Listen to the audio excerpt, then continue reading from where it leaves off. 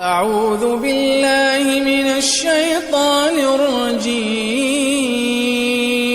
بسم الله الرحمن الرحيم.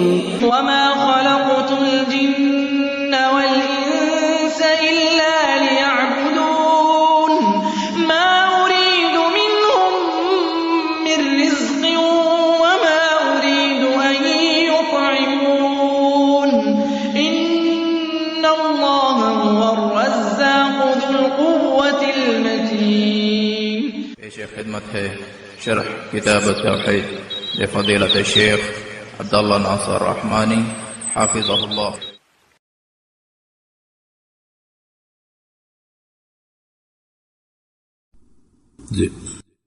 ولهما عنه قال قال رسول الله صلى الله عليه وسلم: ثلاث من كن فيه وجد بهن حلاوة الإيمان: أن يكون الله ورسوله أحب إليه مما سواهما، وأن يحب المرء لا يحبه إلا الله، وأن يكره أن يعود في الكفر بعد إذ أنقذه الله منه، كما يكره أن يلقى في النار. وفي رواية: لا يجد أحد حلاوة الإيمان حتى إلى آخره.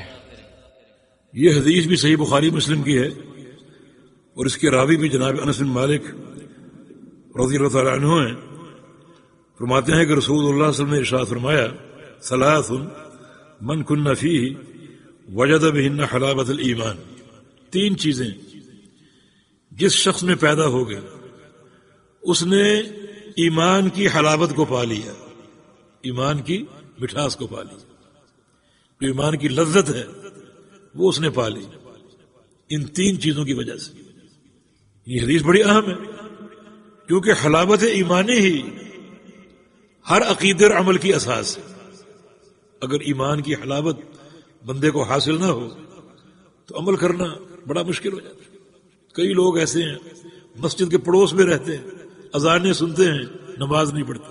کیوں؟ حلاوت ایمانی نہیں، لذت ایمانی نہیں، بس ایک نام کے مسلمان ہیں، دل میں ایمان نہیں ہے اور یہ حلاوت اور مٹھاس نہیں ہے. اور کئی لوگ ایسے ہیں جو اللہ کی رضا کی خاطر اپنی جان قربان کرنے کے لیے تیار ہوتے ہیں. کیوں؟ حلاوت ایمانی، اللہ کی رضا کے لیے. تو یہ فائدہ حلاوت ایمانی کا. وہ صحیح بخاری میں ایک حدیث ہرقل، معروف حدیث ہے. یعنی ہرقل جو بادشاہ روم تھا، اسے نبی علیہ السلام کا خط ملا، تو نبی علیہ السلام کا تعارف حاصل کرنے کے لیے اس نے نبی علیہ السلام کی قوم سے کچھ افراد کا انتخاب کیا جو تجارت کے لیے وہاں موجود تھے روم میں. ابو سفیان ان میں شامل تھے. اپنے دربار میں بلا لیا اور کہا کہ میں تم سے کچھ سوال کروں گا، مجھے ٹھیک ٹھیک جواب دینا. بہت سے سوال کیے، حدیث معروف ہے. ایک سوال یہ کیا: هل يرتد احد منهم سخطة لدینہ، کہ کیا محمد صلی اللہ علیہ وسلم کے دین کو قبول کرنے والوں میں کوئی ایسا شخص ہے جس نے دین سے ناراض ہو کر بعد میں دین کو چھوڑ دیا ہو، مرتد ہو گیا ہو؟ کوئی مثال ایسی ہے؟ کوئی ایک شخص جس نے دین کو قبول کیا، وہ اس دین سے ناراض ہو کر اس کو چھوڑ بیٹھا ہو اور مرتد ہو گیا ہو، کوئی اس کی مثال ہے؟ کیا کہا ابو سفیان؟ لا، نہیں، کوئی اس کی مثال نہیں. ٹھیک ٹھیک بتا دیا.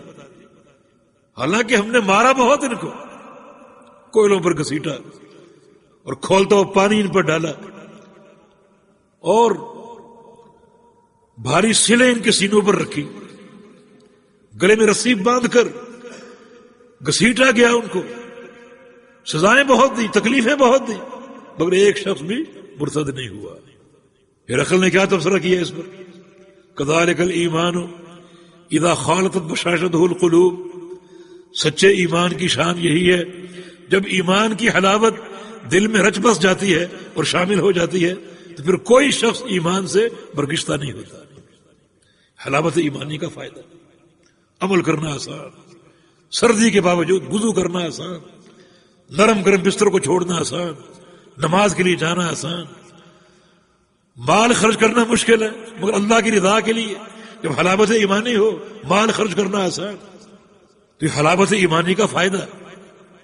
تو یہ حدیث کتنی اہم ہے کہ 3 چیزیں پیدا کر لو، ان کے بدلے تمہیں اللہ تعالیٰ حلاوت ایمانی عطا فرمائے، یہ مٹھاس عطا فرما دے۔ کیا وہ 3 چیزیں؟ نمبر 1 ان یکون اللہ ورسولہ احب الیہ مما سواہ، اللہ اور اس کا رسول اس کے نزدیک دنیا کی ہر شے سے بڑھ کر محبوب ہو جائیں، سب سے زیادہ اللہ کی محبت، اور پھر اللہ کے لیے اللہ کے پیغمبر سے محبت سب سے زیادہ، دونوں کے لیے احب کا صیغہ ہے۔ اللہ تعالیٰ خالق اور مالک ہے، وہ تمہارا احب ہو، اور پیغمبر علیہ السلام مخلوقات میں سب سے زیادہ احب ہو، یہ پیدا کر لو۔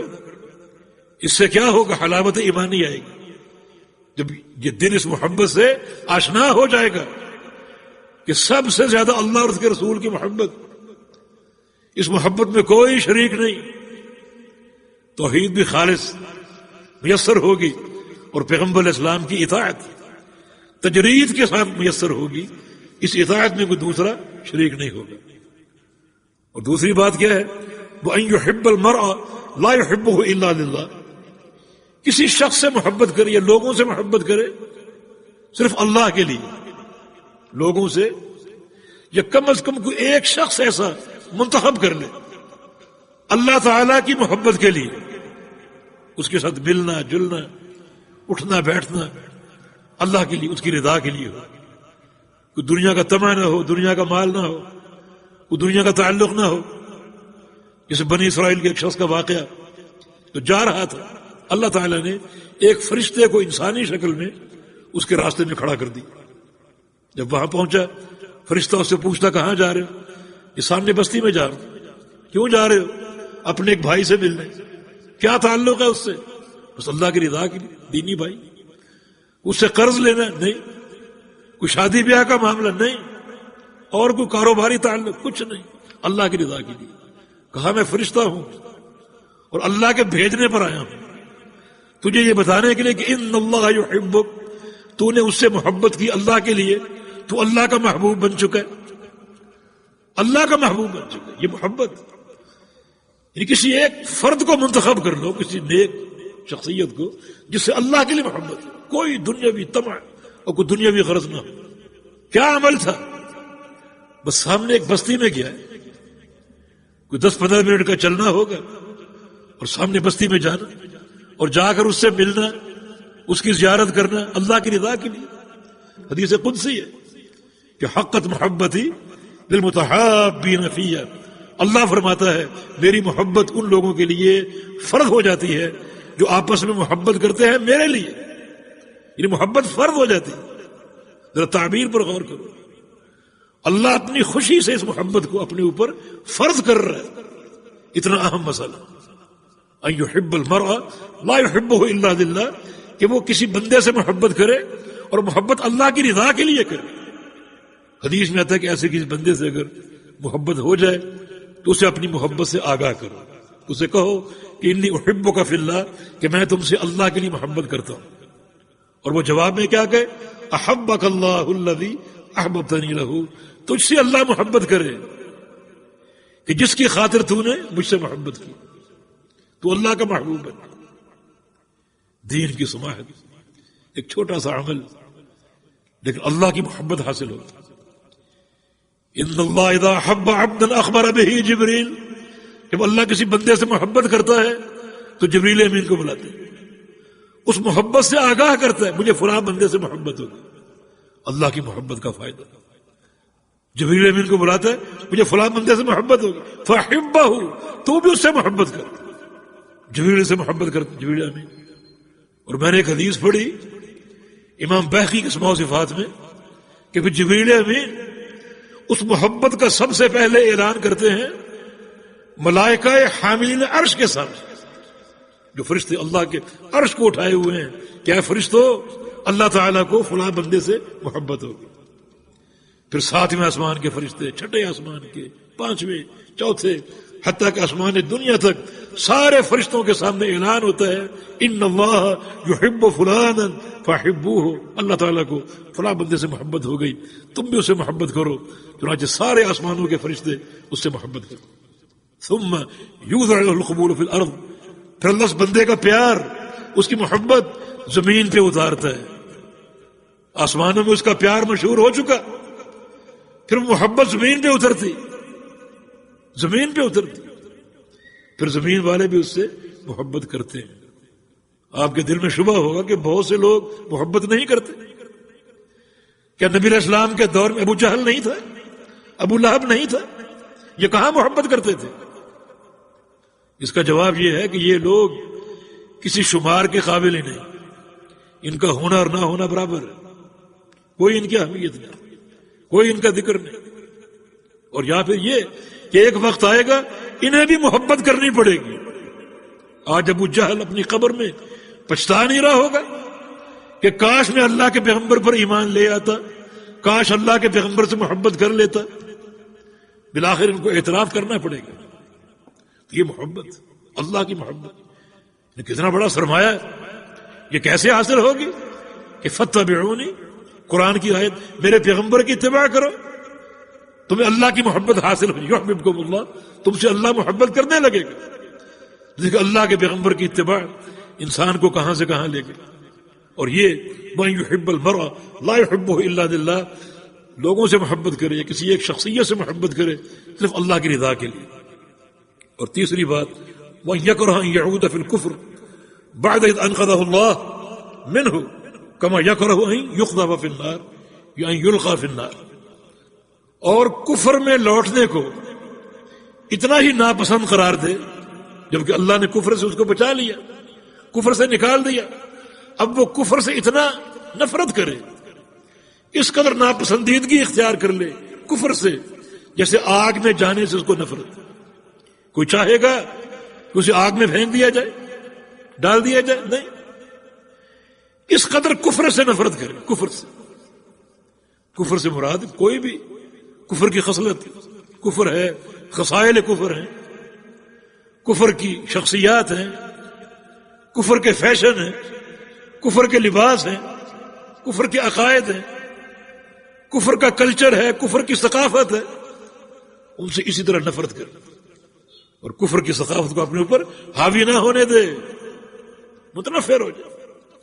ائمۃ الکفر ہیں اور کفر کی شخصیات ہیں، ان سے ایسا ہی متنفر ہو جیسے آگ میں جانا۔ پھر کوئی جواز بنتا ہے کہ ہمارے محلات، ہماری دکانوں میں، ہمارے کاروباری مراکز میں کفر کے ہیرو کے فوٹو آویزاں ہوں، ایکٹروں کی فوٹو آویزاں ہوں؟ یہ محبت کی علامت ہے۔ کفر کے فیشن کو اپنا لیں، میڈیا ہر وقت سامنے کہ انگریز بال کیسے کٹواتے ہیں ویسے ہی ہم کٹوائیں، ان کا لباس کیسے ویسا ہم پہنیں، ان کے فیشن اپنائیں۔ نہیں، ان سب چیزوں سے ویسی نفرت کرے جیسی آگ میں جانے سے۔ یہ چیز پیدا کرو اپنے اندر اور جڑ جاؤ اسلام کے ساتھ۔ وَأَنْ أَقِمْ وَجْهَكَ لِلدِّينِ حَنِيفًا، اپنا چہرہ سیدھا کر لو دین حنیف کی طرف، دائیں بائیں مت دیکھو۔